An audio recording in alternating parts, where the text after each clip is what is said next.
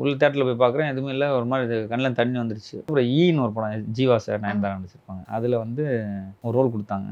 அது ஆனால் படத்தில் அது வைக்க முடியாத ஆயிடுச்சு. ஈ தான் எனக்கு வந்து முத சினிமா வந்து எப்படி நிற்கலாம் தெரியாது. கேமரா எங்கே இருக்குது, எங்கிட்டு அது ஜிம்மி ஜிப்பு மற்ற டெக்னிக்கலாக எந்த சைடு கம்போஸ் பண்ணுறாங்க, இந்த இதெல்லாம் எதுவுமே தெரியாது. எங்கே பார்த்து நடிக்கணும், கேமரா எங்கிட்டு இருந்து வரணும் அப்படின்னு தெரியாது. ஆப்போசிட்டில் இருக்கவங்கள மட்டும் பார்த்து நடிக்கணும். அதில் தான் கொஞ்சம் நிறைய தெரிஞ்சுக்கிட்டது. ஈ தான் ஃபஸ்ட்டு படம். ஆனால் ஸ்க்ரீனில் வரல, ஃபஸ்ட்டு படம் சார். ஆனால் அது எங்கேயாச்சும் ஒரு ஃபஸ்ட் நம்ம போன உடனே நம்மளோட சீன் இல்லைங்கும் போது அந்த ஒரு இது எப்படி ஹேண்டில் பண்ணீங்க? இல்லை, எனக்கு எடிட்டிங்னு ஒன்று இருக்குது. இதுக்கப்புறம் நம்ம நடிக்கிறது வந்து இதெல்லாம் போய் அதுக்கப்புறம் தான் ஸ்க்ரீனில் வரும். அந்த இதெல்லாம் எதுவுமே தெரில. நான் வந்து எல்லாத்தையும் நடிச்சிட்டேன்னு சொல்லிட்டேன். அது தீபாவளி ரிலீஸு, டிக்கெட்லாம் வேறு எடுத்துருப்பேன். அது வந்து இந்த மாதிரிலாம் ஆகுன்றான்னு தெரில. அதுக்கு மொதல் நாள் வந்து அவர் சொன்னார், தம்பி உன்னோடதெல்லாம் எடுத்துட்டாங்க. நான் ரிலீஸ்க்கு ஷோவெலாம் டிக்கெட் போட்டு போகிறதுக்கு மேலே சொல்கிறார், நீ எக்ஸ்பெக்டேஷனோட போயிடாத அப்படின்ற மாதிரி சொன்னார்.